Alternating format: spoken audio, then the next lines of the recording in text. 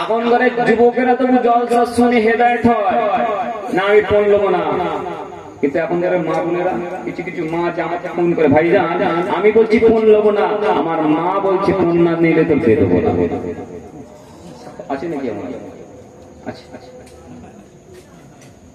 কিছু কিছু বাপ আছে এত কষ্ট করে তোকে তৈরি করেছি, এত কষ্ট করে তোর ঘর দর করে দিয়েছি, ফোন নিবি না মানে তোর বোনকে 1 লাখ টাকা দিয়েছি, তোকেও নিয়ে আসতে হবে।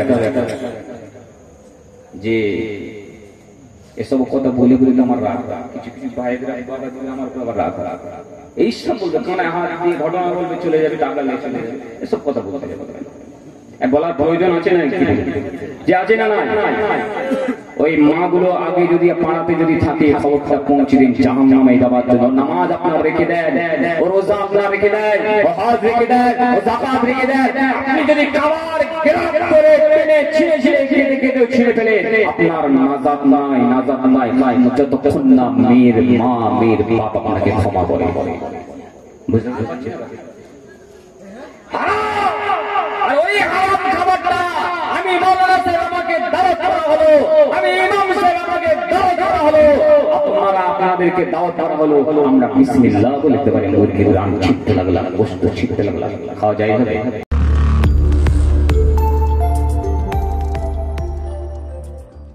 কিন্তু পানি কিন্তু খেতে পাচ্ছেন না। কি কারণ? কুয়ার পানিটা অনেকটা নিচু, রোদের পোখার এত, বালুকাময় মরুভূমিতে এত পোখার, পানিটা খেতে পারছে না। ওই ব্যভিচারিণী জেনাকারিণী মেয়ে, দেখেন আল্লাহ সৃষ্টির প্রতি দয়া করার পর দিলেন, ওই জেনাকারিণী মেয়ে, ওই ব্যভিচারিণী সারা জীবন জেনা করেছে, পরপুরুষকে শান্তি দিয়েছে, পরপুরুষকে আরাম দিয়েছে, নিজেও আরাম পেয়েছে, তার সাথে ইনকাম করেছে অর্থ। সেই জেনাকারী মেয়েটা দেখতেছে কুকুরটা পানি খাবে বলে জিভটা বেরিয়ে গেছে, তার মায়া হয়ে গেল, তার মহব্বত হয়ে গেল। একটা সৃষ্টি কুকুর, এটা একটা সেই মালিকের সৃষ্টি কুকুর, এই পানি খাবে বলে, আমি পানি খাবো বলে আমার কত কষ্ট হচ্ছে না জানি, এর কত কষ্ট হচ্ছে।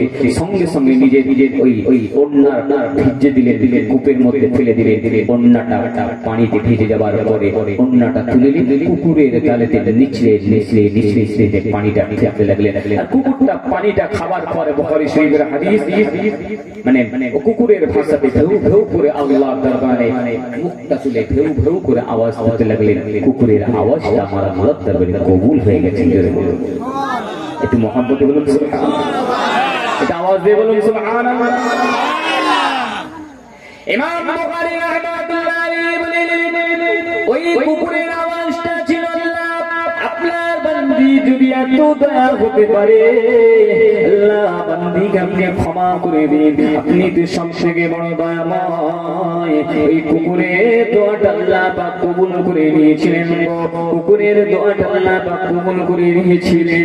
আবার আল্লাহ ওই ব্যভিচারিণী নারীকে গায়েবে আওয়াজ দিয়ে বলতে লাগলেন, ওরে আমার বান্দিরে, ওরে আমার বান্দিরে, তুই সারা জীবন গুনাহ করেছিস, সারা জীবন কবিরা গুনাহ করেছিস, সারা জীবন নোংরামো করেছিস, সারা জীবন জেনা কাজ করেছিস, ওরে আমার বান্দি, তোর দিলে যদি এত মায়া হতে পারে, আমি আল্লাহ আমার কি মায়া নাই, আমি আল্লাহ আমার কি দয়া নাই, যা আমি আল্লাহ তোর এই কাজের জন্য তোর জিন্দেগীর সমস্ত গুনাহকে মাফ করে দিলাম।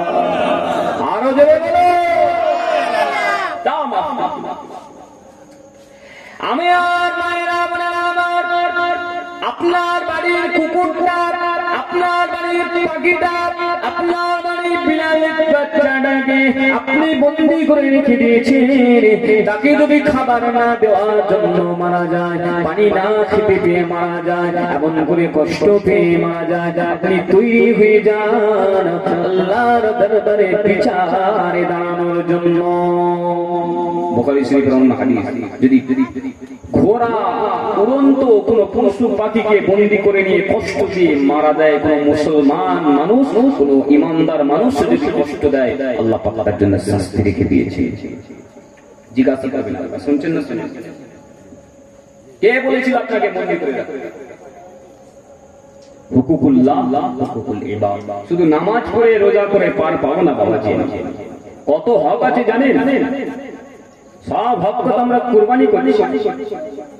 সব আমি মাওলানা সাহেব হয়ে গেছে, আলেম হয়ে গেছে, সব একদম জান্নাত দিচ্ছে না সাহেব। জান্নাত পাওয়া খুব সহজ, আবার জান্নাত পাওয়া খুব কঠিন। জান্নাত পাওয়া খুব সহজ, আবার জান্নাত পাওয়া খুব কঠিন। জান্নাতে যাওয়া খুব সহজ যেমন নারীদের জন্য, আবার ওই নারীদেরকে আল্লাহ জাহান্নামে বেশি দেবেন। কেন?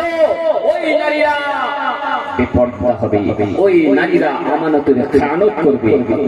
আমানত মানে আপনি স্বামী, আপনি স্ত্রীকে আপনি বাড়িতে রেখে দিয়ে গেলেন, আপনার স্ত্রীকে রেখে দিয়ে আপনি ব্যবসার জন্য, কাজের জন্য ভিন দেশে গেলেন, কলকাতা গেলেন, বাজারে গেলেন, বাড়িতে চা রেখে গেলেন, সব কিছু হেফাজতের দায়িত্ব আপনার স্ত্রীর। বুঝতে পারছেন না?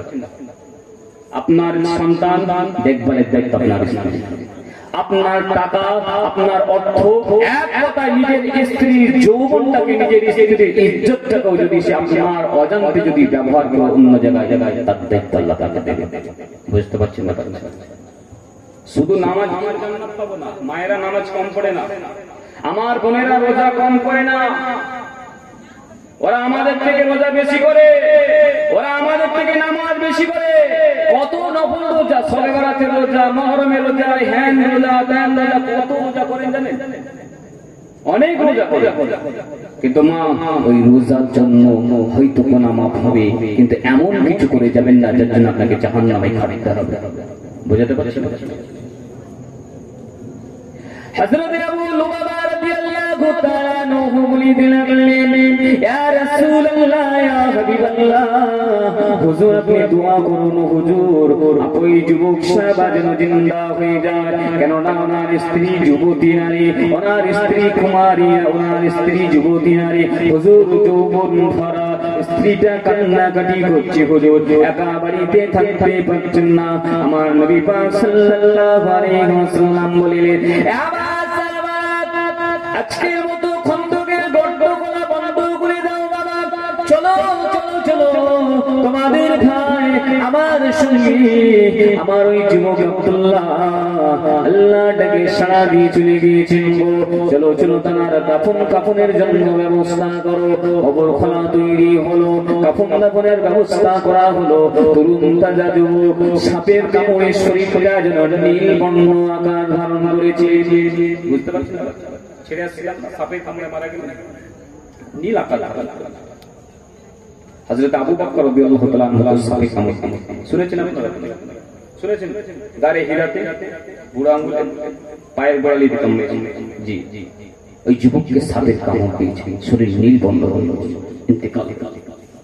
গোসল দেওয়া শেষ হয়ে গেল, জানাজা পড়লেন আমার হাবিবুল্লাহ জনাবে মুহাম্মদুর রাসূলুল্লাহ, জানাজা পড়িয়ে দেওয়া হলো। ওই স্ত্রীটা পর্দার অন্তরাল থেকে কান্না করে বলতে লাগলেন, ইয়া রাসূলুল্লাহ, ইয়া হাবিবাল্লাহ, হুজুর আজকে আমার সম্মানটা, আজকে আমার ইজ্জতটা, আজকে আমার সমস্ত কিছুটা যেন মাটিতে মিশে গেল হুজুর। আমার ভুলের জন্য আমি যদি সাতটাকে আগে মেরে দিতাম, তাহলে আমার স্বামী আর এইভাবে নষ্ট হতো না, আমার স্বামী আমার থেকে হারিয়ে যেত না। ইয়া রাসূলুল্লাহ, ইয়া হাবিবাল্লাহ, হুজুর আমি কিভাবে সবর করব, কিভাবে ধৈর্য ধারণ করব? আমার নবী পাক সাল্লাল্লাহু আলাইহি ওয়াসাল্লাম হযরতে আনাসের মারফতে আওয়াজ দিয়ে বলতে লাগলেন, ওয়ানা যাও, চলে যাও, চলে যাও, চলে যাও। ওই নারী যুবতীকে বলে দাও, সে যদি তার ইজ্জতের হেফাজত করে, সে যদি তার কণ্ঠের হেফাজত করে, সে যদি তার সম্মানের হেফাজত করে, নামাজ পড়ে রোজা রাখে, এমন করে নিজের স্বামী তো বিদায় নিয়েছে, যদি ওইভাবে জীবনটা কাটিয়ে দিতে পারে, অথবা দ্বিতীয় বিবাহ করার ইচ্ছা থাকলে ইজ্জত পালন করে দিতে পারে। ও আনাস, আমি রাসূলুল্লাহ বলে দিলাম, যদি এই স্বামীর সঙ্গে আল্লাহর জান্নাতে যেতে চায়, এই সঙ্গে স্বামীর সঙ্গে আল্লাহর জান্নাতে থাকতে চায়, তাহলে ওই নারীটা যেন বিবাহ না করে। আমি রাসূলুল্লাহ কথা দিলাম, সে যদি ইজ্জতের হেফাজত করে, জবানের হেফাজত করে, নামাজটা আদায় করে, আমি মুহাম্মদুর রাসূলুল্লাহ কথা দিলাম, আল্লাহ পাক এই যুবতীর সঙ্গে ওই যুবকের জান্নাতে পৌঁছে দেবে। আরো জোরে বলো। কটা কাজ বলেছিল? তিনটি। ওই স্ত্রীদের জন্য কটা? তিনটি। নিজের ইজ্জতের হেফাজত, নামাজ, রোজা, স্বামী। বুঝতে পারছেন? আরেকটা জিনিস কি শিখলেন এখান থেকে? যে স্ত্রীটা সর্বশেষ যে স্বামীর কাছে থাকিবে, সেই স্বামী যদি জান্নাতে যায়, আল্লাহ পাক ওই স্ত্রীটার সঙ্গে জান্নাতে দেবেন। যেটা বলুন না সুবহানাল্লাহ। একটা মেয়ের দুটো তিনটে বিবাহ হয়, মেয়েরা শুনে না, আমার যুবকরা শুনে। একটা মেয়ের দুটো, একটা ছেলে দুটো তিনটে বিবাহ হয়, একটা মেয়েরও দুটো তিনটে বিবাহ হয়। যদি প্রথম স্বামীর সঙ্গে তালাক হয়ে যায়, প্রথম স্বামীর সঙ্গে ছেড়ে দেয়, বুঝে নেন, ছেড়ে দেয়, যদি দ্বিতীয় স্বামী গ্রহণ করে, তাহলে প্রথম স্বামীটা যদি জান্নাতে যায়, কিন্তু স্ত্রী হিসাবে এই স্ত্রীকে পাবে না জান্নাত। বুঝতে পারছেন? স্ত্রী হিসাবে পাবে না। ইনি জানার সঙ্গে স্বামী স্ত্রী থাকা অবস্থাতে মারা যাবে, যদি জান্নাতে যায়, সে তাকে স্বামী হিসাবে জান্নাতে পেয়ে যাবে। যারে বলুন না সুবহানাল্লাহ। বুঝতে পারলেন না? কিন্তু একটা যুবক, একটা ছেলে বিবাহ করেছে, একজন স্ত্রী মারা গেছে, সেই স্ত্রীটাকে স্বামী স্ত্রী পেয়ে যাবে। কেননা পুরুষদেরকে আল্লাহ দেবেন 70টা। কটা? খুদ দেবেন 70টা। আর নিজের স্ত্রীকে যদি দিনদার পরেশগার স্ত্রী হয়ে থাকে, ওই স্ত্রীটাকে আল্লাহ পাক 70টা হুরেদের সর্দারিনী করে আল্লাহ পাক তৈরি করে জান্নাতের রানী বানিয়ে দেবেন। যারে বলুন না সুবহানাল্লাহ। আরো যারে বলুন। আপনাদের কি মনে ইচ্ছা হয় না আপনাদের বিবিদেরকে জান্নাতের রানী তৈরি করে রাখবেন? আমার মা বোনেরা আমার, এই দুনিয়ার সামান্য গহনা, দুনিয়ার সামান্য সাজগো, দুনিয়াতে রানী সাজতে চান, কি আছে কি হবে দুনিয়ার এই সামান্য সম্পদ? আল্লাহ নবী বলে দিলেন, তামাম দুনিয়ার সম্পদটাকে যদি জান্নাতের একটা ইটের সঙ্গে তুলনা করা হয়, জান্নাতের একটা ছোট্ট ইটের সঙ্গে তুলনা করা হয়, আমি রাসূলুল্লাহ বলে দিলাম তামাম দুনিয়ার সম্পদটা মত হয়ে যাবে আল্লাহর জান্নাতের একটা ইটের মর্যাদা বেশি হয়ে যাবে। একটা ছোট্ট ইট, ছোট্ট ইট। আর দুনিয়া নিয়ে তো উঠলাম। ও মা বোনেরা, ও আমার বাবা জিনার, হযরতে ফাতিমাতুজ জোহরা রাদিয়াল্লাহু তাআলা একটা কথা মনে পড়ে যায়, বলবো না? জি নাকি বাস্তব নেওয়া ভালো লাগছে? ঘটনা শুনবো? ঘটনা বলবো যে ফাতেমার ঘটনা বলি। হযরতে ফাতিমা রাদিয়াল্লাহু তাআলা আনহা গরিবের ঘরে বিবাহ হয়েছিল। আল্লাহর নবী পারিবে ইচ্ছা করেছেন মদিনার মধ্যে, মক্কার মধ্যে, तमाम আরবের মধ্যে সব থেকে ধনী লোকের সঙ্গে বিবাহ দিতে পারতেন, কিন্তু সবথেকে গরিব হযরত আলী রাদিয়াল্লাহু তাআলা আনহুর সঙ্গে কিচ্ছু ছিল না। ঘর বাড়ি সমস্ত কিছু ছেড়ে দিয়ে আমার নবীর সঙ্গে গেছেন মদিনায়। হযরত আলীর তো কিছুই ছিল না। যখন বিবাহ করেছেন ঘটনা শুনেছেন, কিচ্ছু না, একটা ঢাল, একটা তরোয়াল আর একটা ছেঁড়া বিছানা, কিচ্ছু না, কিচ্ছু না। একটা যুদ্ধ থেকে ফিরে আমার নবী হযরতে ফাতেমার বাড়িতে প্রবেশ করার জন্য আগিয়ে চললেন। ইমাম তিরমিজি রাহমাতুল্লাহ আলাইহি বলতে লাগলেন, যখনই আমার নবী কোথায় যুদ্ধে পৌঁছে যেতেন, যুদ্ধে যাবার জন্য বের হতেন, সবার প্রথমে সবার শেষেতে সবার সাথে দেখা করে সবার শেষে ফাতেমার সঙ্গে দেখা করে দেন। আবার যখন যুদ্ধ থেকে কোথায় থেকে ফিরে আসতেন, আমার নবী আমার মদিনার মসজিদে ঢোকার পূর্বে বিবিদের কাছে প্রবেশ করার পরে সবার প্রথমে ফাতেমার বাড়িতে যেতেন, ফাতেমার সঙ্গে কথা বলে তারপরে মদিনার মসজিদে নামাজ পড়ে দেন, তারপরে বিবিদের কাছে পৌঁছে যেতেন। আল্লাহ নবী একদিন যুদ্ধ থেকে ফিরে আসলেন, হযরতে ফাতেমার ঘরে এসে পৌঁছে গেলেন, দেখতে পেলেন দরজার উপরে একটা পর্দা ঝুলছে, একটা পর্দা ঝুলছে। পর্দাটা ছিল কিছু ডিজাইন করা, নকশা করা ডিজাইন। নানাজান এসেছে হযরত হাসান হোসেন রাদিয়াল্লাহু তাআলা আনহু দুই ভাই বাড়ির ভেতর থেকে ছুটে ছুটে বেরিয়েছে নানাজান ধরে হুজুর পাক সাল্লাল্লাহু আলাইহি ওয়াসাল্লামের কাছে পৌঁছে গেছে। হুজুর পাক লক্ষ্য করলেন হযরত ইমাম হাসান হোসেন রাদিয়াল্লাহু তাআলা আনহু হুজুরের হাতেতে রূপোর বালা আছে, দুই ভাইয়ের হাতে চারটে বালা। শুনছেন না? রূপোর বালা। এই রূপো পরা পুরুষদের জন্য জায়েজ আছে না নাই? রূপো পরা পুরুষদের জন্য জায়েজ আছে না নাই? বলুন। আচ্ছা, সোনা পরা আর যারা বিয়েতে সোনা নেয় ওটা মনে হয় জায়েজ আছে। যে কোথাও ওষুধ দেবেন বলুন। এখন করে যুবকেরা তো জলসা শুনে হেদায়েত হয় না, আমি ফোন নেবো না। কিন্তু এখনকার মা বোনেরা কিছু মা আমাকে ফোন করে, ভাইজান আমি বলছি ফোন নেবো না, আমার মা বলছে ফোন না নিলে তো পেয়ে দেবো না। আছে নাকি আমার? আচ্ছা, কিছু বাপ আছে এত কষ্ট করে তোকে তৈরি করেছি, এত কষ্ট করে তোর ঘর দর করে দিয়েছি, ফোন নিবি না মানে তোর বোনকে 1 লাখ টাকা দিয়েছি, তোকেও নিয়ে আসতে হবে।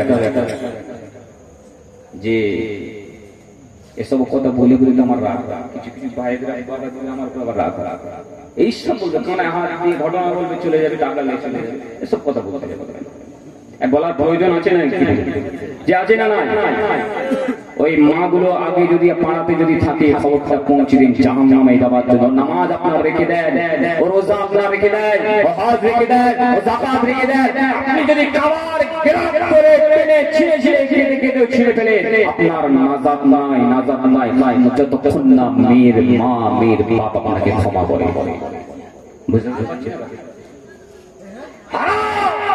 আর ওই হারাম খাবারটা আমি মাওলানা সাহেব আমাকে দাওয়াত করা হলো, আমি ইমাম সাহেব আমাকে দাওয়াত করা হলো, আপনারা আপনাদেরকে দাওয়াত করা হলো, আমরা বিসমিল্লাহ বলতে পারি না, ওইদিকে রান ছিটতে লাগলা, গোশত ছিটতে লাগলা, খাওয়া যায় হবে? আবার সঙ্গে বিসমিল্লাহ। ইমাম থাকবে, এই ইমাম থাকবে, বলুন।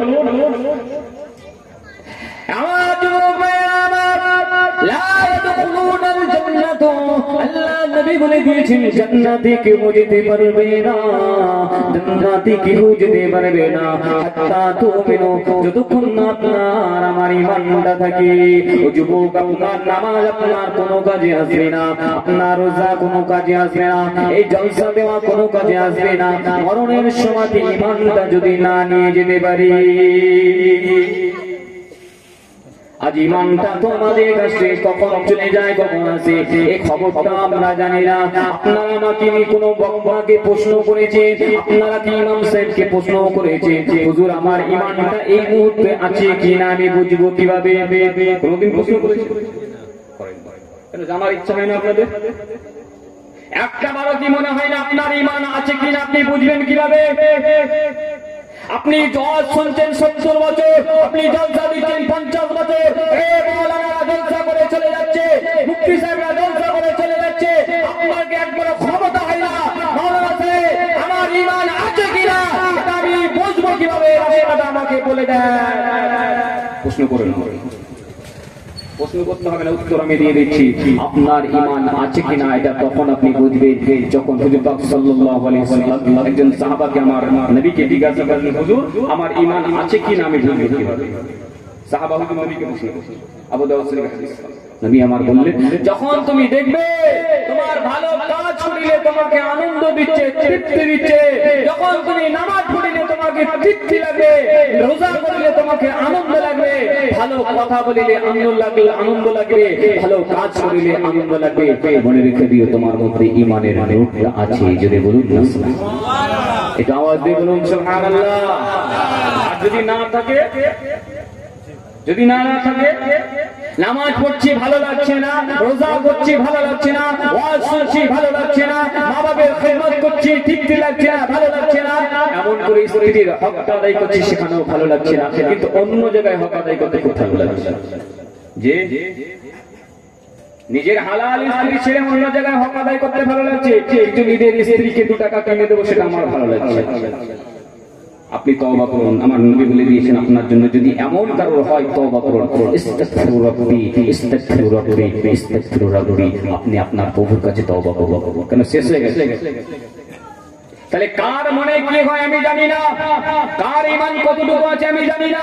তাহলে যদি এমন হয়ে থাকে আল্লাহর নবীর কথা অনুযায়ী আপনাকে তওবা করতে হবে, তওবা করতে হবে। যদি এই অবস্থায় মারা যান ঈমান হারা হয়ে আল্লাহ আপনাদের কাউকে আমাদের কাউকে মৃত্যু দান করুন, ঈমানটা সঙ্গী নিয়ে যেন আল্লাহ আমাদের মৃত্যু দান করেন। বলেন আল্লাহুম্মা আমিন। যদি বলুন আল্লাহুম্মা আমিন। ওয়াজ শুনে নাজাত পাবো না, আর ওয়াজ করে আমি নাজাত পাবো না। ঈমান নিয়ে গেলে তবে নাজাত পাবো। কখন ঈমান যাচ্ছে কখন ঈমান আসছে নিজেরাই জানে। আমার নবী বলেন ইসবিকুর রাসূলু মুমিনান, সকালবেলা মানুষগুলো মুমিন হয়ে বাড়ি থেকে বের হবে, সারাদিন কাজ করিবে, ব্যবসা করিবে, রোজগার করিবে, সংসার করিবে। ইসবিকু কাফিরান এমসি কাফিরান, সন্ধ্যাবেলা যখন তারা বাড়িতে প্রবেশ করবে তারা কাফির হয়ে বাড়িতে প্রবেশ করে যাবে, তারা কাফির হয়ে বাড়িতে প্রবেশ করে যাবে। এমসি মুমিনান, আবার কোন মানুষ সন্ধ্যাবেলায় মুমিন হয়ে যাবে, ইসবিহু কাফিরান, আবার তারা সকালবেলা কাফির হয়ে যাবে। এবার মা বোনেরা, আপনার আমার কথার মধ্যে, আপনার আমার অঙ্গভঙ্গির মধ্যে, আপনার আমার চালচলনের মধ্যে নবী পাকের মুহাব্বত ভালোবাসা যদি কমে যায়, ভালো কাজ করিতে গেলে যদি আনন্দ না লাগে, মা খারাপ কাজ করিলে যদি মনটা কষ্ট না দেয়, চুরি করে ফেলেছে, ভুল হয়ে গেছে, আপনার অনুশোচনা হতে লেগেছে, চুরি করে ফেললাম, গুনাহ করে ফেললাম, মিথ্যা কথা বলিলাম, ওই মানুষটাকে কষ্ট দিলাম, এই অনুশোচনা অনুধাবনটা যদি আপনার মধ্যে চলে আসে, আল্লাহর বান্দা বুঝে নাও আপনার মধ্যে ঈমানটা আছে। যদি গুনাহ করার পর আপনার কিছু মনে না হয়, আপনার অনুশোচনা না হয়, অনুধাবনা না হয়, আপনি বুঝে নেন ঈমানটা নষ্ট হয়ে গেছে। আজকে মদ খাচ্ছি, সুদ খাচ্ছি, হারাম খাচ্ছি, কিছু মনেই হচ্ছে না, পানি হিসেবে মদ খাচ্ছি। আবার বিসমিল্লাহ, হ্যাঁ বিসমিল্লাহ, ফারিস্তারাও লাগাবে, মানে কবরে ঢোকার পর বেটা ফারিস্তারাও লাগাবে, গরম রড ডেকে দিয়েছে, একবার গরম রড।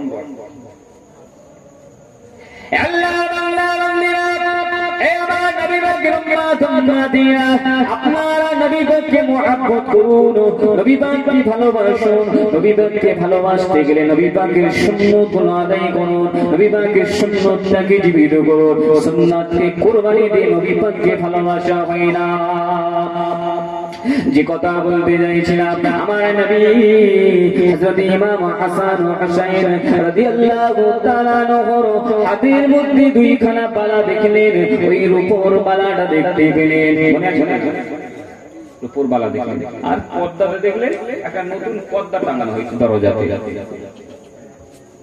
হযরত হাসান হোসেনের হাত ছেড়ে দিয়ে ব্যাকে মুখ ঘুরিয়ে মদিনার মসজিদের দিকে চলে যাচ্ছে। হযরত ফাতেমা রাদিয়াল্লাহু তাআলা আনহা বেড়ার ফাঁক দিয়ে, খেজুর পাতার ফাঁক দিয়ে বাড়ির ভিতর থেকে দেখছেন আমার আম্মা জান বাড়িতে আসছেন না, এমন তো কোনোদিন করেন না, বাড়ি মদিনার দিকে চলে যাচ্ছে, মসজিদে নববীর দিকে চলে যাচ্ছে। পণ্ডিত মানুষ আম্মা জান ফাতেমা রাদিয়াল্লাহু তাআলা আনহা, বিজ্ঞ মানুষ, বুঝতে পেরে গেলেন কেন আমার আব্বা জান বাড়িতে আসছেন। সঙ্গে সঙ্গে টান মেরে বাড়ির পর্দা ছেড়ে ফেললেন। শোনে, আমার বাড়িতে আপনার বাড়িতে পর্দা লাগানো আছে, আছে না নাই? আছে না নাই? আছে তো। পর্দা লাগানো যায়, কিন্তু ওই পর্দায় যদি ছবি লাগানো হয় না যায়, ওই পর্দাতে ছবি লাগালো না যায়। আমার নবী পাক ফিরে চললেন, ইমাম হাসান হোসেন রাদিয়াল্লাহু তাআলা আনহুকে হযরত ফাতেমা বাড়ির ভিতরে রাখলেন। বাবা হাসান, বাবা হোসেন, বাড়িতে চলে এসো বাবা। বাড়িতে চলে আসলেন দুই ভাই, কেঁদে কেঁদে নানা আম্মা জানকে বলতে লাগলেন, আম্মা জান, নানা জান তো আসলো না, নানা জান তো কথাও বললো না, নানা জান তো এমনটা কখনো করে না।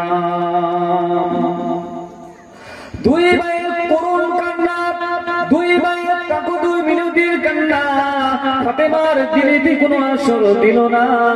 হযরত ফাতেমা তুজ-জোহরা রাদিয়াল্লাহু তাআলা আনহা দুই ভাইয়ের হাত থেকে রূপার বালাগুলো খুলে ফেললেন, রূপার বালাগুলো খুলে ফেলে নিজে ভাঙতে লাগলেন, রূপার বালাগুলো ভেঙে ফেললেন, ভেঙে দিয়ে তিনি নিজের কাজের মধ্যে ব্যস্ত হয়ে গেলেন। দুই ভাই কেঁদে কেঁদে পেরেশান হয়ে যায়। হযরত ইমাম হুসাইন, হযরত ইমাম হাসান রাদিয়াল্লাহু তাআলা আনহুমা দুই ভাই ওই ভাঙা দুটো বালার টুকরো হাতে করে নিয়ে নানা জান নানা জান নানা জান করে ছুটতে লাগলেন। ছুটে ছুটে ছুটে ছুটে গিয়ে আমার নবী পাকের দরবারে পৌঁছে গেলেন। আসসালামু আলাইকুম ইয়া রাসূলুল্লাহ, আসসালামু আলাইকা ইয়া হাবিবাল্লাহ, আসসালামু আলাইকা ইয়া নানা জান। আমার আম্মা জান বালা ভেঙে দিয়েছে, আমার আম্মা জান কথা বলছে পারছেন না, আমার আম্মা জান কিছুই আদর খুঁজছেন না, আমার আম্মা জান আমাদের সঙ্গে ভালো কথা বলছেন না। ও নানা জান, আপনি আমাদের বাড়িতে গেলেন না, তাই আমার আম্মা জানের রাগ হয়ে গিয়েছে। আমার আম্মা জান সেই রেগে আমাদের থেকে বালা খুলে ফেলেছে। আমার নানা দেখুন দেখুন আমাদের বালাগুলোকে ভেঙে দিয়েছি। হযরত জাবের রাদিয়াল্লাহু তাআলা আনহু পাশে বসে, আমার নবী জাবের বললেন, জাবের এ জাবের, এই দুই বালা দুটো নাও, হাসান হোসেনের থেকে বালা দুটো নাও। মদিনাতে যারা গরীব আছে সেই গরীবদের ঘরেতে বালাটা সদকা হিসেবে দান করে দাও। জোরে বলুন না সুবহানাল্লাহ, একটু জোরে বলুন সুবহানাল্লাহ, আওয়াজ দিয়ে বলুন না সুবহানাল্লাহ। না আমি ফাঁকায় আওয়াজ দিয়ে যাচ্ছি, বুঝতে পারছেন না? না পাচ্ছেন না? আওয়াজ বুঝতে পারছেন? অনেক ডিস্টার্ব হয়নি তো মাইকে? যে দুই ভাইয়ের বালা ভেঙে ফেলেছে, আবার নানার কাছে আবদার নিয়ে গেছে, নানাও নিয়ে আবার দান করে দিল। দুই ভাইয়ের কান্না গড়াগড়ি খেতে মদিনার মসজিদে দুই ভাইয়ের কান্না, সে কান্না আমার আপনার বাড়ির বাচ্চাদের মধ্যে নয়। বাবা সাহাবায়ে کرام হুজুররা দেখছে, কেউ কিছু বলছেন না, নবী বাবু কিছু বলছেন না। আমার নবী থাকতে না পেরে দুই ভাইকে কাছে ডেকে বসে রয়েছে, বাবা আমি মুহাম্মদুর রাসূলুল্লাহর পরিবার, তোমরা আমি মুহাম্মদুর রাসূলুল্লাহর পরিবারেরা তারা এরকম আভিজাত্য নিয়ে, তারা এইরকম মানে কি বলা যায় আভিজাত্য মানে বিলাসিতা নিয়ে জীবন যাপন করবে, আমি মুহাম্মদুর রাসূলুল্লাহ পছন্দ করি না। আজ কি বিলাসিতা নাই আমাদের ঘরে? কোন খাবারটা একটা তরকারি আছে, কোন কার কাপড়টা একটা কাপড় আছে, কার এমন করে কার কোন জিনিসটা একটা আছে, সবটা বললে জোড়া জোড়া জোড়া জোড়া জোড়া জোড়া কি নাই আমার আপনার স্বামী কোন জায়গা থেকে ইনকাম করে আনে এটা আপনাকে দেখতে হবে মা। আপনার স্বামী যদি হালাল টাকা ইনকাম করে আনে, হালালের রোজগারটা করে আনে, যদি ডাল ভাত খাইয়ে আপনাকে আগে সন্তুষ্ট চিত্তে রাজি হয়ে যান মা, সন্তুষ্ট চিত্তে খুশি হয়ে যান মা। স্বামীর শুকরিয়াটা আদায় করুন, আপনার প্রভুর শুকরিয়াটা আদায় করুন, আল্লাহ পাক আপনাকে জান্নাত দিয়ে দিবে। স্বামীকে যদি পেশাব দেয়, আমার এটা এনে দিতেই হবে, আমি আর এটা চাই, আমার এটা করে দিতেই হবে, আমার এটা অবশ্যই চাই। ও মা, আপনার জন্য আপনার স্বামীটা হারাম পথটা বেছে নেবে, আপনার জন্য আপনার স্বামীটা চুরি করা বেছে নেবে, আপনার জন্য আপনার স্বামীটা এমন করে লোককে ঠকানোটা বেছে নেবে, কারণ তাকে বেশি বেশি ইনকাম করিতে হবে। একটা মা পারে একটা সংসারকে সুন্দর করে সাজাতে, একটা বোন পারে একটা সংসারকে সুন্দর করে সাজাতে, আর একটা বোন পারে নিজের স্বামীকে কন্ট্রোলে রাখতে। ঠিক ঠিক কিন্তু এমন না কোথায় পারে। হযরত হাসান রাদিয়াল্লাহু তাআলা আনহু আমার নবী পাকে কোলে বসে বসে বসে বসে কান্না করে চলেছেন। আমার নবী জাবেরকে ডেকে বললেন, বাবা জাবের, মদিনার বাজারে চলে যাও, বাবা মদিনার বাজারে চলে যাও, আমার হাসান ও হুসাইনের জন্য পাথরের দুটো বালা কিনে আনো, আমার কন্যা ফাতেমার জন্য একটা হাতির দাঁতের হাড় কিনে আনো। যদি বলুন সুবহানাল্লাহ, আওয়াজ দিয়ে বলুন সুবহানাল্লাহ। ফাতেমা কষ্ট পেয়েছে, ফাতেমা কষ্ট করে, ফাতেমার গরিবের সন্তান, যাও যাও একটা হাতির দাঁতে, শুনবেন হাতির দাঁত, হাতির দাঁতে আব্বু জান ফাতেমা রাদিয়াল্লাহু তাআলা আনহার জন্য আমার নবী পাক হাদিয়া প্রেরণ করলেন। জোরে বলুন না সুবহানাল্লাহ, আরো জোরে বলুন। কিন্তু সোনা রূপো পুরুষের জন্য রূপ পরা যায় যাচ্ছে, হযরত ফাতেমা মাসলা জেনেই কিন্তু করেছেন, রূপাই পরেছেন, কিন্তু তাও আমার নবী দিয়ে দিলেন। আচ্ছা আমার ঘরে কি নাই, আপনার বাড়িতে কি না, কোন জিনিসটা না? এ যুবক ছেলেরা, আদমনিয়া খুলুতুল খাবিয়াতুন ওয়া ইন্নাল্লাহা মুস্তাখলিফাকুম ফিহা ফায়ানজুরু কাইফা তা'মালুনা ফাত্তাকুল দুনিয়া ওয়াত্তাকুন নিসা। আল্লাহ পাক আপনাকে প্রতিনিধি করে পাঠিয়েছে, আল্লাহ পাক আপনাকে নেতা করে পাঠিয়েছে, আল্লাহ পাক আপনাকে স্বামী হিসাবে পাঠিয়েছে, আল্লাহ পাক আপনাকে ভাই হিসাবে পাঠিয়েছে, আল্লাহ পাক আপনাকে পিতা হিসাবে পাঠিয়েছে। শুনে রেখে দাও, জেনে রেখে দাও, আমার আল্লাহ নবী বলেছেন ফায়ানজুরু কাইফা তা'মালুনা, বান্দা তোমার আল্লাহ দেখবেন তুমি কিভাবে আমল করো, বান্দা তুমি কিভাবে আল্লাহর সন্তুষ্টিটা করো, এটা আমার আল্লাহ দেখবেন। দুনিয়ার বিলাসিতা পে, দুনিয়ার সৌন্দর্য পে, দুনিয়ার আনন্দ পে, দুনিয়ার লোভ লালসা পে, দুনিয়ার আত্মমর্যাদা পে তুমি আল্লাহকে ভুলে যেও না, নবীকে ভুলে যেও না। তুমি যদি নবী ও আল্লাহকে সন্তুষ্ট করতে চাও, বান্দা গরিবী গায়ে পছন্দ করে না, গরিবী গায়ে বেছে না। আমার নবী বলে দিয়েছেন আল্লাহুম্মা আতিনি মিসকিনা আতিনি মিসকিনা ইয়াউমাল কিয়ামাত। এমন করে লম্বা হাদিস আমার নবী বলে দিয়েছেন আল্লাহ কিয়ামতের ময়দানে গরিবদের সঙ্গে জান্নাতে যেতে চায়, দুনিয়ার মধ্যে গরিবদের সঙ্গে থাকতে চায়। রব্বুল আলামিন আল্লাহ এমন করে জান্নাতের বাগানে দেবে, আমার গরিব সাহাবাদেরকে আমাকে সঙ্গী করে দেবে। আল্লাহুম্মা সাল্লি আলা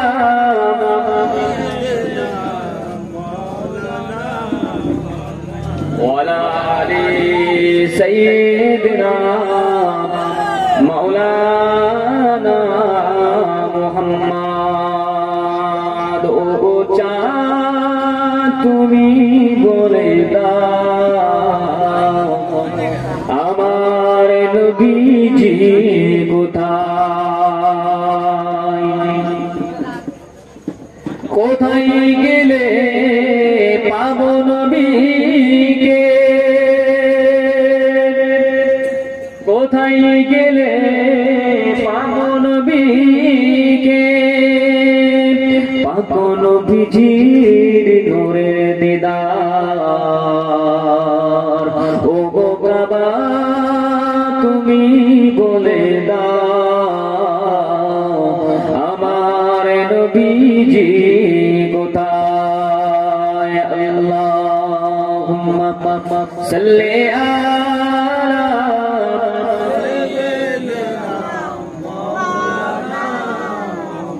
ওয়ালা আলি সাইয়্যিদিনা।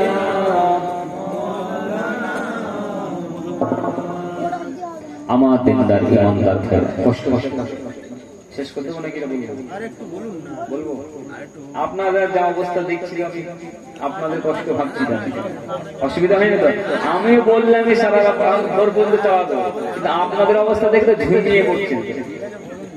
আপনাদের থেকে একটু সারা সাহায্য তো আমিও আশা করি না। আশা বলতে আপনাদের যদি এইভাবে ঘুমন সামনে বসে বসে অবহেলা করেন, ওইদিকে দেখে কে কার কথার মধ্যে যুবকদেরকে ডাকছি বাবা সামনে আয় সামনে আয়, পরে সে এখনো দোকানের সামনে পান খাবে, এখনো গুটখা খাবে, তাহলে খাওয়া ভয় কিসে রে বাবা? আরে বাবা জান্নাতের বাগানে আসবে, ভয় কিসে রে বাবা?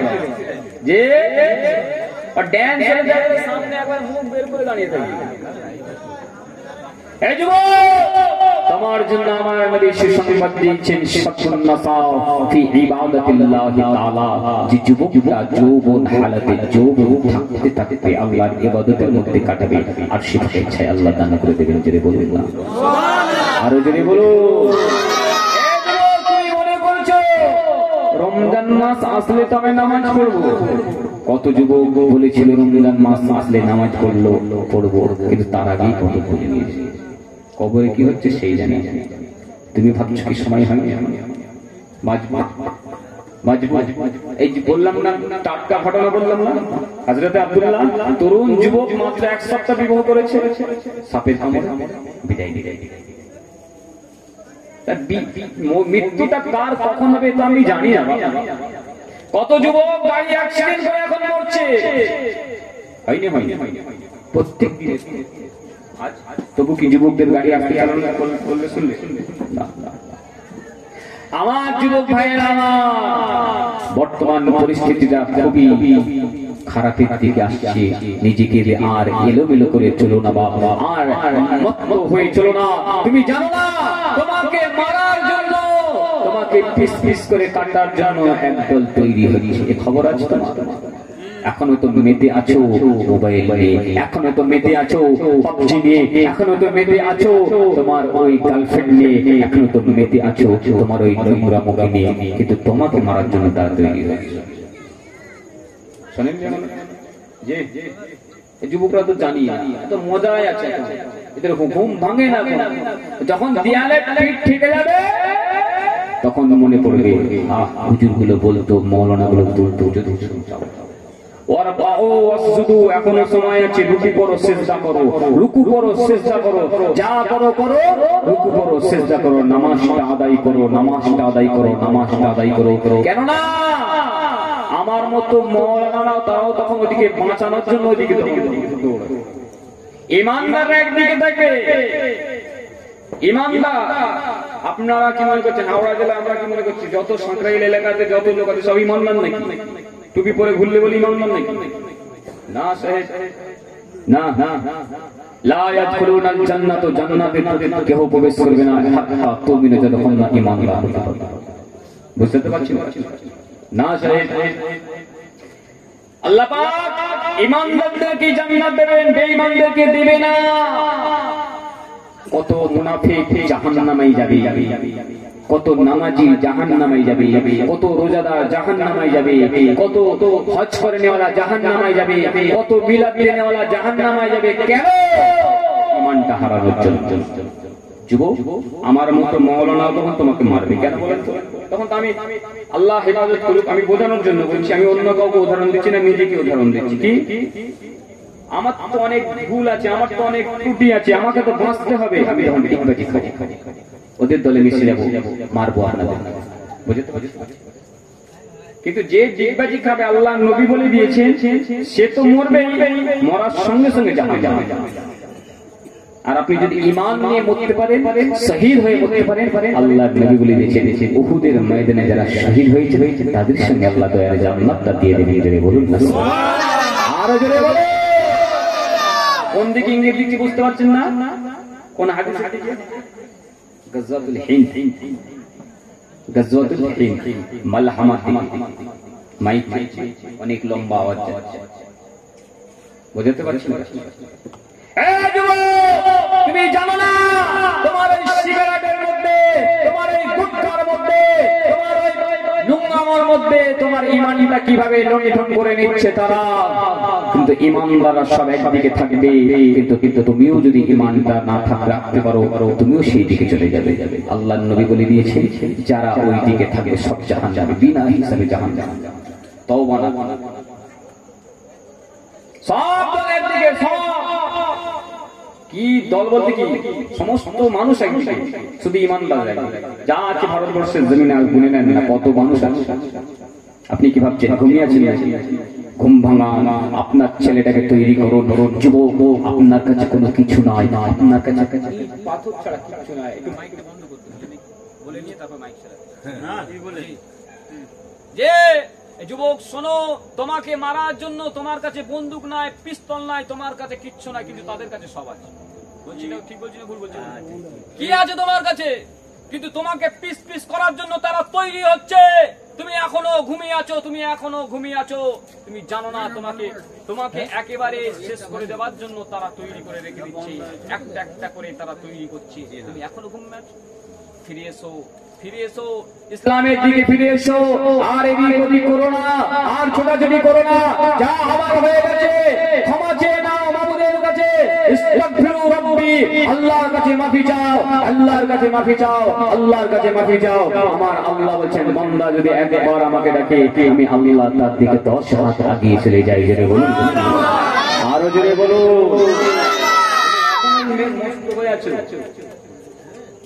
আল্লাহ আমার মাতির মধ্যে আখেরি জামানাতে অনেকটা সময় এসে যাবে, এমন একটা মুহূর্ত এসে যাবে তারা নামাজ পড়বে, নামাজের স্বাদ পাবে না, রোজা করবে, রোজার স্বাদ পাবে না, হজ করবে, হজের স্বাদ পাবে না, এমন করে ভালো কাজ করবে, ভালো কাজের স্বাদ পাবে না। ওই সময়টায় মানুষের ঈমানটা হারিয়ে যেতে থাকবে গো। কিভাবে ঈমান হারিয়ে যাবে তারা নিজেরাও জানতে পারবে না। তারা কথা বলবে নবীদের মতো, তারা কথা বলবে আউলিয়াদের মতো, তারা কথা বলবে নামাজীদের মতো, তারা এমন করে কাজ করবে। একটা আবু জেহেল সবথেকে নোংরাম, সবথেকে বদমাইশ, সবথেকে লম্পট, তার থেকেও নোংরাম ভিতরে ভিতরে কাজ করবে। কি নাই আমাদের স্যাম্পলটা শুধু স্যাম্পলটা আছে।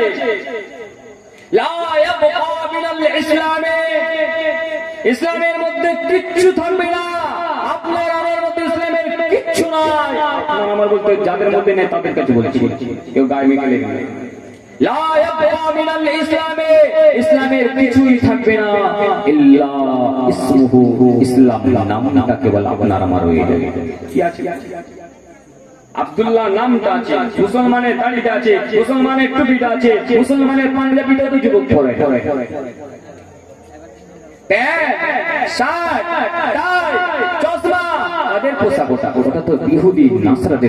তুমি মুসলমান নবী মুহাম্মদ রাসূলুল্লাহ সাল্লাল্লাহু আলাইহি ওয়াসাল্লাম তোমার আদায় করার দরকার। তোমার শরীরে থাকবে মুহাম্মদ সাল্লাল্লাহু আলাইহি ওয়াসাল্লামের সুন্নাত, তোমার পোশাক হবে মুহাম্মদ সাল্লাল্লাহু আলাইহি ওয়াসাল্লামের সুন্নাত, তোমার চুল কাটা হবে মুহাম্মদ সাল্লাল্লাহু আলাইহি ওয়াসাল্লামের চুল কাটা।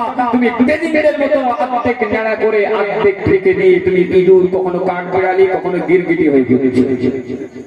যে কত রকম চুল দেখতে পাবে তুই হইব, খবরদার বলছি তওবা করে নাও, ইস্তিগফার করে তওবা করো। ও কাঠবিড়ালি লেয়ার এমন চামড়া কেন ফারিস্তারা কবরে ঢুকে মনে পড়বে যে আমার মা ও আমার বাবাজিরা আমার ওই যুবকরা তো ছোট ছেলে, ওরা তো ভুল করবে, ওরা তো অন্যায় করবে।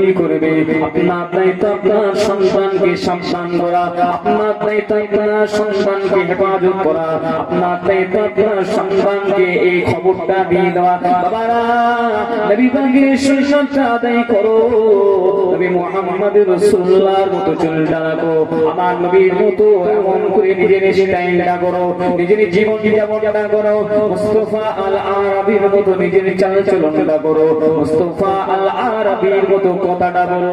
তোমার কথার দ্বারা, তোমার কাজের দ্বারা, তোমার কর্মের দ্বারা, তোমার ব্যবহারের দ্বারা কোন মুসলমান না কষ্ট পেয়ে যায়, কোন ইমানদার না কষ্ট পেয়ে যায়, কোন বেদিনী না কষ্ট পেয়ে যায়, কোন পশুপাখি না কষ্ট পেয়ে যায়, কোন ভূত জিন পেতনি তারাও না কষ্ট পেয়ে যায়। আমার নবী বলে দিয়েছেন তোমরা হাড় নিয়ে ইস্তেঞ্জা করো না।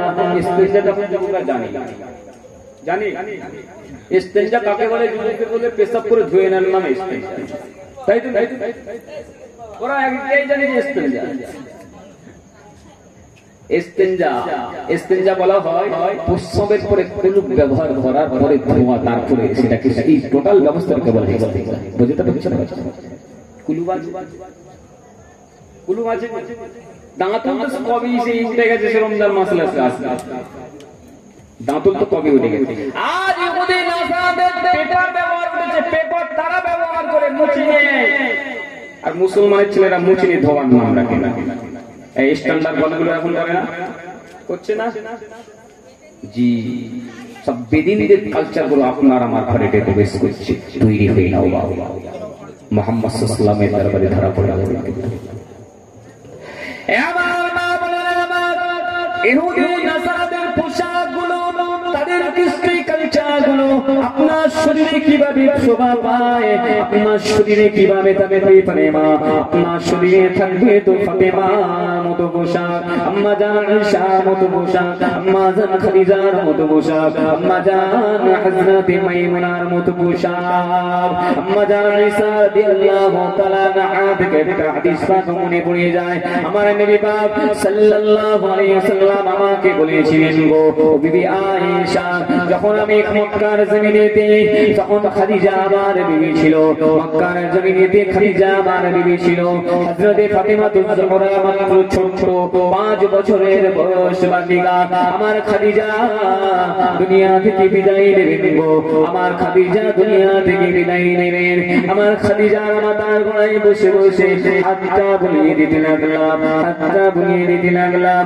আজ রুগী দিকে যাওয়া উঠে গেছে, ওর সাথে আমার ঝগড়া, ওর সাথে আমার দুশ্মনী, ওর সাথে আমার কথা নাই, না ওর বাড়িতে গেলে আমার মান সম্মান চলে যাবে, আমি কখনো ওর বাড়িতে যাব না। আজকে আমাদের সম্পর্কগুলো নষ্ট হয়ে যেতে লাগলো। রুগীদের শুধু টুপি পরার নাম সুন্নত নয়, এই দাড়ি রেখেছি দাড়ি রাখার নাম সুন্নত নয়, পাঞ্জাবি পরেছি পাঞ্জাবি রাখার পরার নাম সুন্নত নয়। কত সুন্নত আছে আমার মতো মাওলানা সাহেবরা আপনাদের তো আমরা জানাই না। একটা রোগী রয়েছে, সে দুশ্মন হোক, শত্রু হোক, বন্ধু হোক, ভাই হোক, বাপ হোক, যে হোক না কেন, মাথার গায়ে বসুন, হাতটাকে মাথায় গড়ায় বসুন, হাতটা পরা লা বাসাতুহু ইনশাআল্লাহ।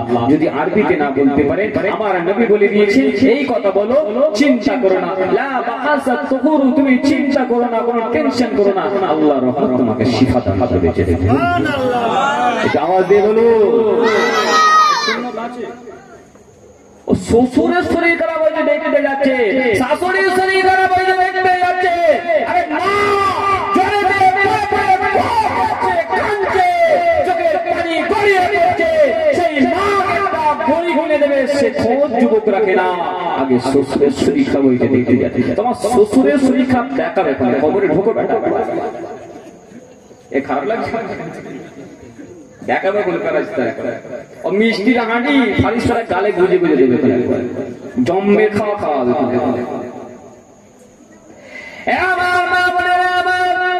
জোরে হাত করে বলে দিয়ে যাইবা, খুব কঠিন পরিস্থিতির মধ্যে আমরা পৌঁছে গেছি। আমাদের সমাজ ব্যবস্থা ইহুদি নাসারাদের কালচারে ভরে গেছে গো। আমার নবী পাক তো এই জন্য আমাদেরকে ভালোবাসেন না, আমার নবী পাক তো এই জন্য আমাদের থেকে মুখটা ফিরিয়ে দিচ্ছেন গো। নবী পাক পেটে দাঁড়া আপনাকে পেতে গেলে নবী পাকের সুন্নতটা নিজের জীবনে আনতে হবে, নবী পাকের প্রতি দরুদটা পড়তে হবে, ওলি আউলিয়াদের মহব্বত করতে হবে, নবী আলাইহিস সালামদের মহব্বত করতে হবে। আমার নবী বিশ্ব নবী মুহাম্মদুর রাসূলুল্লাহকে ভালোবাসতে হবে। যদি এই ভালোবাসাটা আল্লাহর সন্তুষ্টির জন্য হয়, নবী মুহাম্মদুর রাসূলুল্লাহর জন্য হয়, দুরূদের নজরানাটা পাঠ করুন আদবের সঙ্গে, সম্মানের সঙ্গে। আল্লাহর নবী বলেন, যা দুরূদের নজরানাটা আমি মুহাম্মদুর রাসূলুল্লাহ কবুল করে নেব, পছন্দ হয়ে যাব, আল্লাহ পাক রব্বুল আলামিন তাকে আমার দ্বারা স্বপ্নে স্বপ্নে দিদার করে দেবে। আরো জোরে বলো। আমরা তো এখন নবীর স্বপ্ন আশা করি না, কোনদিন রাত্রে ভেবে শুনছি যে আল্লাহ আমার নবীর দিদারটা দাও, এই চিন্তাটা আছে আমার। কালকে কটাকা ইনকাম করতে হবে, কালকে কটাকা ওইখানে যেতে হবে, কালকে ওর কিভাবে টাকাটা কবজা করে দিতে হবে, কালকে ও এত টাকার কাজ করেছে ওর টাকাটা কিভাবে মেরে দিতে হবে, এই টেনশনে আমরা যে মজদুরের হক, স্বামীর হক, স্ত্রীর হক, পরিবারের হক, ভাইয়ের হক, বোনের হক, আত্মীয় স্বজনের হকের পাশাপাশি পাড়া প্রতিবেশীর হক আপনাকে আদায় করতে হবে গো। আপনার শরীরের মধ্যে আপনার একটা হক আছে, আপনার শরীরটাকে হক আছে, আপনার শরীরের হক আদায় করতে হবে। কটা কথা বলবো মা, কটা কথা বলবো যুবক, একটু পরিবর্তন হয়ে যাও, আমার নবী পাকের সুন্নতে জীবন বানিয়ে নাও।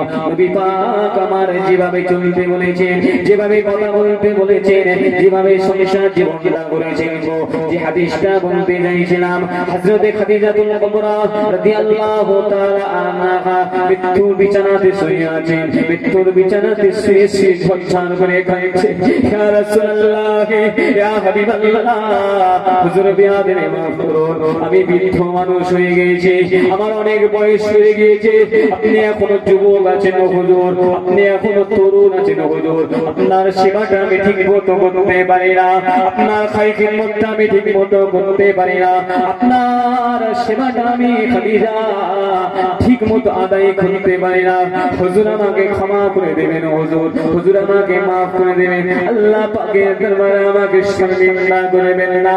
আমার নবী বললেন, ও বিবি খাদিজা, তোমার অনেক টাকা ছিল, তোমার অনেক ব্যবসা ছিল, তোমার অনেক সম্পদ ছিল, তোমার অনেক মান ছিল, সমস্ত কিছু তুমি আমার ঘরে আসার পরে বিলীন করে দিয়েছো, আমি মুহাম্মদুর রাসূলুল্লাহর হাতে তুলে দিয়েছো। খাদিজা রে, আমি রাসূলুল্লাহ তোমাকে সুখ দিতে পারি না, তোমাকে ঠিক মতো কাপড় কিনে দিতে পারি না, তোমাকে দুবেলা খাবার দিতে পারি না। ও বিবি খাদিজা, আমি মুহাম্মদুর রাসূলুল্লাহ যদি তোমার মনে কোনো ব্যথা দিই, কষ্ট দিই, বিবি রে, আমি মুহাম্মদুর রাসূলুল্লাহকেও ক্ষমা করে দেবে। স্বামীও কাঁদছেন স্ত্রীর কাছে, স্বামীও কাঁদছেন স্ত্রীর কাছে, এ স্বামী আমার আপনার মতো স্বামী নাই গো, এ স্বামীটা হলো মুহাম্মদুর রাসূলুল্লাহ, যদি বলুন সুবহানাল্লাহ। আর স্ত্রীটা আমার আপনার খাদিজা। আম্মা খাদিজা কান্না দেখে হযরত ফাতিমাতুজ জোহরা রাদিয়াল্লাহু তাআলা আনহা, ছোট্ট বাচ্চা, ছোট্ট বালিকা, ছোট্ট ফাতিমা মায়ের চোখের পানিটা মুছে দিতে লাগলেন। মা আপনি কাঁদবেন না, আম্মা আপনি কাঁদবেন না, মা আমি ফাতিমা কথা দিলাম, আমার আপনারা জানেন খিদমতটা যেটুকু করতে পারেন না, আপনার দ্বারা যেটুকু সম্ভব হয় না, আমার আপনারা জানেন সেবা শুশ্রূষা আপনি যা করতে পারেন না, আমি ফাতিমা যতদিন বেঁচে থাকবো, আমি ফাতিমা আপনার হয়ে সেই খিদমতটা আদায় করে দেব। জোরে বলবেন আরো জোরে বলো। দেখিয়ে মায়ের সামনে কথা, মায়ের সামনে কথা, সেই ফাতিমার মতো বোন, সেই ফাতিমার মতো মেয়ে তৈরি করুন, সেই খাদিজার মতো স্ত্রীকে নিজের স্ত্রী বানানোর চেষ্টা করুন।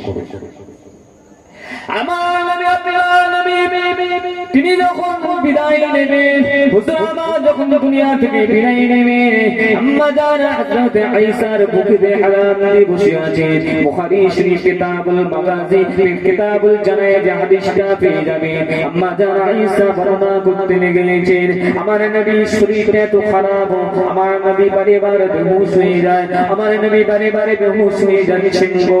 আমি আয়েশা, আমার বুকেতে আমার নবী পাকের মাথাটা ঠেকানো আছে, আমি আয়েশা, আমার নবী পাকের মাথাটা ঠেকানো আছে, নবী আমার বারে বারে বেহুশ হয়ে যায়, বারে বারে বেহুশ হয়ে যায়। এই যুবকেরা ছেলেরা, আপনারও বিবি আছে, আপনারও মা আছে, আপনারও বোন আছে, আপনারও স্ত্রী আছে, আমার মা বোনেরা, আপনাদের আল্লাহ স্বামী দিয়েছেন, পিতা মাতা দিয়েছেন, ভাই দিয়েছেন, আত্মীয় স্বজন দিয়েছেন। আমার নবী বিদায় বেলা কি করছেন দেখে রে, নবী আমার সমস্ত বুঝানদের সমস্ত বিবিদেরকে ডাক দিলেন, ও বিবি আয়েশা, তোমার সমস্ত বুঝানদের ডেকে আনো, আমার সমস্ত স্ত্রীদেরকে ডেকে আনো। আম্মা জান আয়েশা সমস্ত বিবিদেরকে ডাকলেন, সমস্ত স্ত্রীদেরকে ডাকলেন। আম্মা জান উম্মে সালমা আসলেন, আম্মা জান মাইমুনা আসলেন, আম্মা জান হাফসা আসলেন, আম্মা জান এমন করে যায়েনাব আসলেন, আম্মা জান খুজাইমা আসলেন, এমন করে সমস্ত আম্মা জানেরা নয় খানা আম্মা জান এক জায়গায় হয়ে গেলেন, আম্মা জান আয়েশা হুজরাতে এক জায়গায় হয়ে গেলেন। এমন করে আমার নবী পাকের চোখ ভরা পানি, আমার নবী পাক বলতে লাগলেন, ও আমার বিবিরা, ও আমার স্ত্রীগণেরা, আমি মুহাম্মদুর রাসূলুল্লাহ একজন নবী গো, আমি মুহাম্মদুর রাসূলুল্লাহ শুধু নবী নয় গো, আমি মুহাম্মদুর রাসূলুল্লাহ হলাম একজন স্বামী, আমি মুহাম্মদুর রাসূলুল্লাহ। তোমাদের ঘরেতে পালা করে করে যেটা যেতাম, আমার শরীরটা দুর্বল হয়ে গেছে, আমার শরীরটা মাহজুর হয়ে গেছে, আমি তোমাদের ঘরেতে যেতে পারছি না, তোমাদের বাড়িতে যেতে পারছি না। ওগো আমার বিবিরা, তোমরা যদি অনুমতি দাও, আমি মুহাম্মদুর রাসূলুল্লাহ তোমাদের ছোট বোন, তোমাদের ছোট বোন আমার বিবি আয়েশার ঘরেতে থাকতে চাই। যদি অনুমতি দাও, আর বুঝতে পারছি না, যদি অনুমতি না দাও তাহলে আমি রাসূলুল্লাহ কষ্ট করে হলেও যাব, একেবারে শেষ না, 63 বছরের জীবন শেষ। সমস্ত আম্মাদের ছোট ছোট কাঞ্চন, হুজুর কি কথা বলছেন? ইয়া রাসূলুল্লাহ, হাদিস পাকে বলা হয়েছে হযরত উম্মে সালমা, আম্মা জান হযরত হাফসা, আম্মা জান মাইমুনা, আম্মা জান জাইনাবের মতো মানুষেরা, আম্মা জানেরা সমস্ত মদিনা এক পথে চিৎকার করে কান্না শুরু করে দিয়ে বললে, ইয়া রাসূলুল্লাহ, ইয়া হাবিবাল্লাহ, হুজুর কি কথা বলছেন হুজুর? এই কথা আমি মুহাম্মদুর রাসূলুল্লাহর মুখ থেকে শুনতে চাই না, আমাদের স্বামীর মুখ থেকে শুনতে চাই না। হুজুর আমরা আপনাকে ঠিক মতো সেবা করতে পারি না, আমাদের বয়স হয়ে গেছে, আমাদের অনেক শরীরটা দুর্বল হয়ে যাচ্ছে, হুজুর আমাদের সেবা করার সে ক্ষমতা নাই। হুজুর আমাদের বয়সা অনেক যুবতী আছে, অনেক স্মার্ট আছে, অনেক ক্ষমতাবান আছে, হুজুর আয়েশার বাড়িতে থাকুন, আমরা বিবিরা, আমরা সমস্ত বিবিরা খুশি থাকবো যে আমাদের নবীকে, আমাদের স্বামীকে ঠিকভাবে সেবা করা চলছে। সমস্ত বিবি বলেন, হুজুর আপনি এখানে থাকুন, আমরা আরো বেশি খুশি হব, আমার বাড়িতে তো সেবা বেশি করতে পারবো না, আমার বাড়িতে তো বেশি আপনাকে খিদমত করতে পারবো না, আপনি এখানেই থাকুন। দেখেন আমার নবী কি অনুমতি নেওয়ার প্রয়োজন ছিল? আমার নবী পাকের অনুমতি নেওয়ার প্রয়োজন ছিল? তিনি তো নবী মুহাম্মদুর রাসূলুল্লাহ, তিনি বলতে পারতেন যাব না, অনুমতি নেওয়ার কোনো প্রয়োজন ছিল? জি না, তিনি শিখিয়ে দিলেন, আপনার আমার জন্য শিখিয়ে দিলেন। আমি বোঝাতে চাই সামান্য একটা বিবির হক। নিজের হালাল স্ত্রীটাকে বাড়ি রেখে দিয়ে অন্য জায়গাতে হক আদায় করতে যায়, অন্য জায়গাতে হক আদায় করো। ও যুবক, পাশের বাড়িতে হক আদায় করার পূর্বে তোমার হালাল স্ত্রীর হক আগে আদায় করো। যেমন করে কলকাতায় হক আদায় করার পূর্বে, এমন করে নোংরা জায়গাতে হক আদায় করার পূর্বে, হোটেলেতে হক আদায় করার পূর্বে তোমার হালাল স্ত্রীর হক আদায় করো। ওই স্ত্রী যদি আল্লাহর দরবারে বিচার চারা তুলে দেয়, যুবক তোমার নামাজ কায়েম হবে না, তোমার রোজা কাজে লাগবে না, তোমার হজ কাজে লাগবে না, তোমার জলসা দেওয়া কাজে লাগবে না, তোমার জলসা শোনা কাজে লাগবে না। পায়ে ধরে বলে দিয়ে যায়, আল্লাহ কোরআন জানিয়ে দিয়েছেন, ওয়ালা তাকরাবুজ জিনা, বান্দা জিনা করা তো দূরের কথা, জিনা যেখানে হয়, যে পাড়াতে হয়, যে এলাকাতে হয়, যে গ্রামে হয়, যে ঘরেতে হয়, ওই জায়গাতে বান্দা যেও না। ওখানে তো আমরা বেশি যাচ্ছি, যুবকরা বেশি যাচ্ছে, আমার মারা খুব মজা লাগছে। যুবকদের কথা বলছি, যুবকরা যেমন তুমি যেমন যুবকদেরকে ফাঁদে ফেলছো মা, একটা ঘর সংসার তুমি নষ্ট করছো মা, একটা পয়সাওয়ালা যুবককে, সুন্দর যুবকদেরকে তুমি যেমন ফাঁদে ফেলছো মা, এবং তৈরি হয়ে যাও তোমাকে কিয়ামতের ময়দানে দাঁড়াতে হবে। তোমার হিসাব, তোমার রূপের গরব, তোমার অর্থের গরব, তোমার সৌন্দর্যের গরব সব ধ্বংস করে দেবে আল্লাহ পাক। ওই জাহান্নামের আগুন দিয়ে এমন ঠান্ডা করে দেবে, চিৎকার দেবে, কুলুকুলু হয়ে চিৎকার দেবে, কেউ থুতু ফেলবে না, কেউ থুতু ফেলবে না। সূরা আরাফ বলে প্রিয় সূরা আছে, যারা কোরআন শরীফ পড়ে জানেন। আরাফ কেন বলা হয় জানেন? আরাফ মুফাসসিরিনরা সংক্ষেপে বলছে, আরাফ বলা হয় ওই জায়গাটাকে, জান্নাত ও জাহান্নামের মধ্যবর্তী একটা প্রাচীর হবে, প্রাচীর দেওয়াল, ওই জায়গাটার নাম হবে আরাফ। আর ওই জায়গাটা এমন দেওয়াল হবে, এমন প্রাচীর হবে, জান্নাতে যারা থাকবে জাহান্নামীদেরকে দেখতে পাবে, আর জাহান্নামে যারা থাকবে জান্নাতীদেরকে দেখতে পাবে। জোরে বলুন না সুবহানাল্লাহ, আরো জোরে বলুন। আপনার শ্বশুর জান্নাতে গেছে, আপনার স্বামী জান্নাতে গেছে, ও যুবক ভাইরা আপনার স্ত্রী জান্নাতে গেছে। আপনি যদি আমি যদি জাহান্নামে থাকি, তাদেরকে দেখে দি পাবো তারা আনন্দ করছে, মনমোহ করছে, ফল খাচ্ছে, এমন করে সিংহাসনে বসে আনন্দ করছে, খোঁজ গল্পের মধ্যে মেতে আছে। আমি জাহান্নামের আগুনে পুড়ে পুড়ে পুড়ে পুড়ে, আপনি জাহান্নামের আগুনে পুড়ে পুড়ে পুড়ে পুড়ে চিৎকার করতে লাগবে, পানি দাও পানি দাও পানি দাও বলে চিৎকার করতে লাগবে। আপনার বন্ধু বন্ধুকে ডেকে বলবে, আপনার স্ত্রীকে ডেকে বলবেন, আপনার ছেলেকে ডেকে বলবেন, আপনার স্বামীকে ডেকে বলবেন, পানি দাও, পানি দাও, পানি দাও করে চিৎকার করতে থাকবে। কিন্তু ওই জান্নাতি মানুষেরা, ওই জান্নাতি বান্দারা আল্লাহর হুকুমে তারা বলে দেবে, জান্নাতের সমস্ত নিয়ামতটা আজকে জাহান্নামীদের জন্য আল্লাহ পাক হারাম করে দিয়েছে। একটা থুতু দূরের কথা, এক ফোঁটা পানিও দেবে। ওই জাহান্নামের মানুষেরা, ওই জিনাকারীরা, ওই সুদ খানেওয়ালারা, ওই ঘুষ খানেওয়ালারা, ওই পরের সম্পদ লুণ্ঠন করে নেওয়ালারা, ওই নামাজি, এমন করে চুগলখোর নামাজিগুলো, এমন করে মুনাফিক নামাজিগুলো, মুনাফিক রোজাদারগুলো, মুনাফিক মুসলমানগুলো, তারা যখন জাহান্নামে পুড়তে থাকবে, পুড়ে পুড়ে পুড়ে পুড়ে পুড়ে পুড়ে তাদের কলিজা খানা চূর্ণ বিচূর্ণ হয়ে যাবে, পানি পানি করে চিৎকার করবে। আল্লাহর ফেরেশতারা বড় বড় জগ নিয়ে চলে আসবে, পানি দেওয়ার জন্য তুলে আসবে। জাহান্নামীরা মনে করবে পানি দেওয়া হবে, হে মায়েরা, আমার বোনেরা, কলিজা খানা শুকিয়ে যাবে মা, জাহান্নামীরা গুনে পড়বে, আবার কলিজা খানা ফেটে যাবে গো মা, পানি দাও, পানি দাও, পানি দাও করবে। আল্লাহর মালায়েকা ফেরেশতারা বড় বড় জগ নিয়ে হাজির হয়ে যাবে। জাহান্নামীরা মনে করবে পানি দেওয়া হবে, পানি দেওয়া হবে, খুশিতে গালটা হা করে উপর দিকে চাইতে থাকবে, খুশিতে মুখটা একেবারে উৎফুল্ল হয়ে যাবে, পানি খাবে, কতদিন পর পানি খাবে, কত কষ্ট পর পানি খাবে। কিন্তু আল্লাহর মালায়েকা ফেরেশতাগুলো ওই জগ থেকে ফুটন্ত রক্ত পুঁজগুলো ওই জাহান্নামীদের গালে ঠেলে দেবে। বুঝতে পারছো?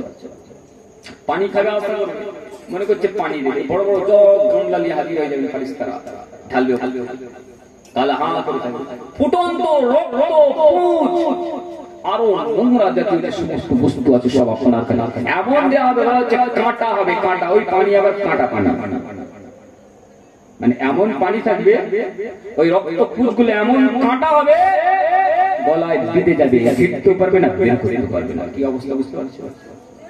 ভাত, সামান্য ভাত যদি গালে আটকে যায় কষ্ট হয় না? অনুভব করুন, ভেবে নেন জাহান্নামের কষ্টটা কি কষ্ট। তওবা করুন, ইস্তিগফারু রাব্বি, ইস্তিগফারু রাব্বি, কোনো বাঁচার লাইন না।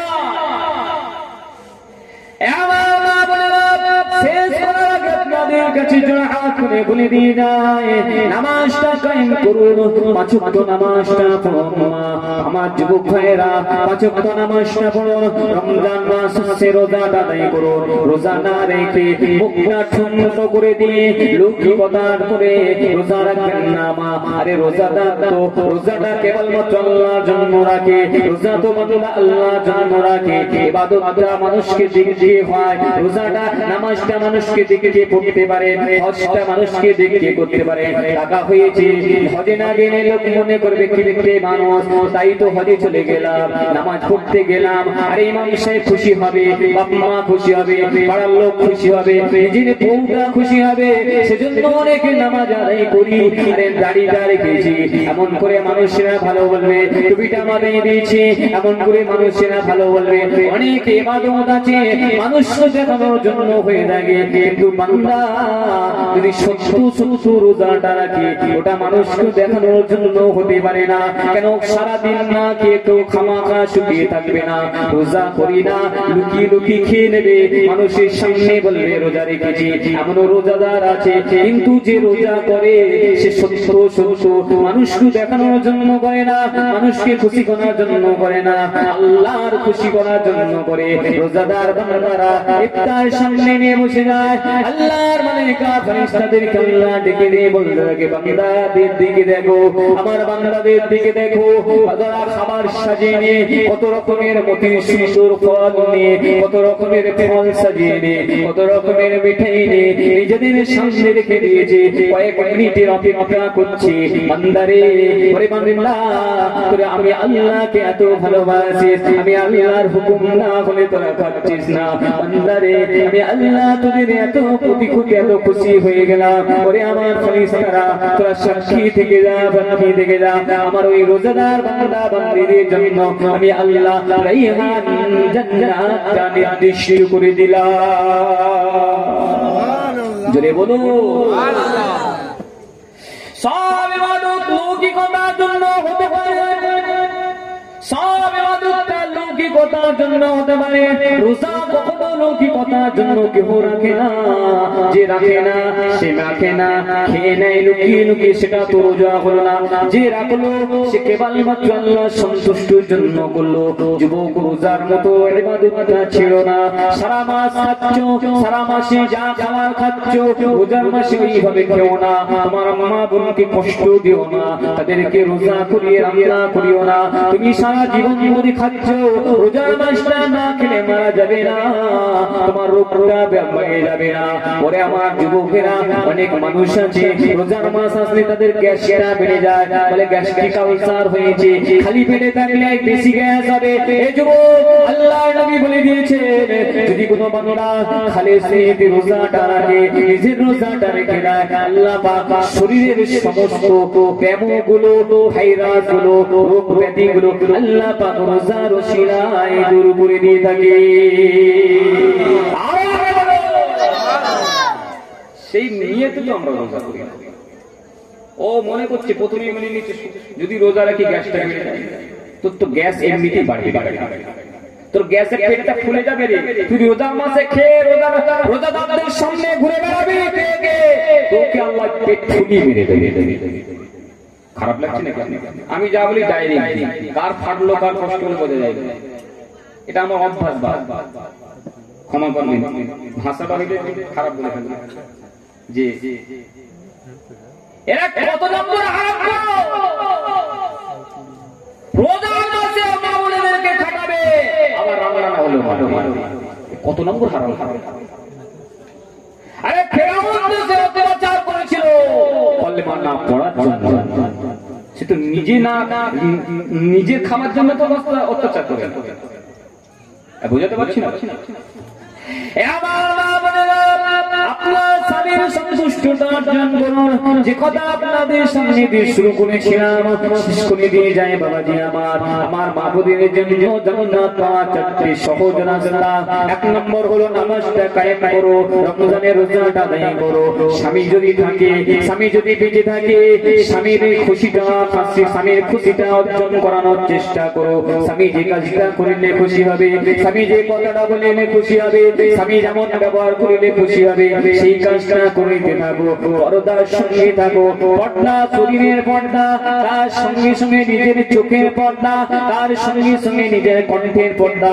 ও যুবক, শেষ কথা হাদিসটা বলে দিয়ে যায়, কেমন পর্দা করবেন উদাহরণ হিসেবে মায়েদের জন্য বলে দিয়ে যায়। আম্মা জান হযরত আয়েশা সিদ্দিকা রাদিয়াল্লাহু তাআলা আনহার কাছে একদম নতুন সাহাবারা, আমার নবী পাকের সাহাবারা, তারা এসেছেন হাদিস শিক্ষা করার জন্য। হুজুর আমার ইন্তেকাল করে দিয়েছেন, হুজুর আমার দুনিয়া থেকে বিদায় নিয়ে চলে গিয়েছেন। আম্মা জান আয়েশার কাছে হাদিস শিক্ষার জন্য এসেছেন। হযরত আনাস থেকে হাদিসটা বর্ণনা আছে। এমন সময় আম্মা জান আয়েশা বললেন, ও আনাস, ওই যুবকদের কাছে, ওই মানুষদের কাছে খবরটা পৌঁছে দাও, তারা যেন খেজুর পাতার বেড়ার উপর থেকে প্রশ্নগুলো করে, তাদের প্রশ্নগুলো করতে থাকে। আমি আয়েশা ঘরের ভিতর থেকে উত্তরগুলো দেব। হযরত আনাস তাদেরকে জানিয়ে দিলেন, ও ভাইয়েরা শুনতে থাকো, শুনে নাও মা, কণ্ঠের হেফাজত কিভাবে করবে শুনে নাও। আম্মা জান হযরত আয়েশা সিদ্দিকা রাদিয়াল্লাহু তাআলা আনহা তিনি উত্তরগুলো দিতে লাগলেন। হযরত আনাস বলতে লাগলেন, আম্মা জান আয়েশা গালের মধ্যে হাতটা চাপা দিয়ে দিলেন। কথাটা যখন বলছিলেন, গালের মধ্যে হাতটা চাপা দিয়ে দিলেন, নিজের মিষ্টি কণ্ঠটা বিকৃত করে দিলেন, ভাষা পাল্টে দিলেন, ভাষা পরিবর্তন করে দিলেন। হযরত আনাস পরিতে জিজ্ঞাসা করলেন, আম্মা জান আপনি এমনটা করলেন কেন মা? আম্মা জান আপনি এমনটা করলেন কেন মা? আপনি তো তাদের সামনে এমন কথা বলতে পারতেন না, আপনি তো ভালোভাবে কথা বলতে পারতেন। আম্মা জান হযরত আয়েশা বলেছিলেন, ও আনাস, তোমার নবী আমার স্বামী মুহাম্মদুর রাসূলুল্লাহ বলে দিয়েছেন আয়েশা তোমার কণ্ঠের হেফাজতটা করবে, শরীরের হেফাজতটা করবে। ওই মানুষেরা ছিল পরপুরুষ মানুষ, তাদেরকে শিক্ষা দেওয়াটা আমার কর্তব্য। ও আনাস, ওদের মনে যদি অসুখ থাকে, ওদের মনে যদি রোগ থাকে, আমার মিষ্টি কণ্ঠটা শুনে তারা আমার প্রেমে পাগল হতে পারে, আমার দিকে আকৃষ্ট হতে পারে। আমি আয়েশা, আমি এই সুযোগটাও তাদেরকে দেব না। জোরে বলো, কণ্ঠ পরিবর্তন করে দেবে, ভয়েস বিকৃত করে দেবে। আজ আমার মায়ের আম্মাজান আয়েশা ঠিক বিপরীত হতে হবে।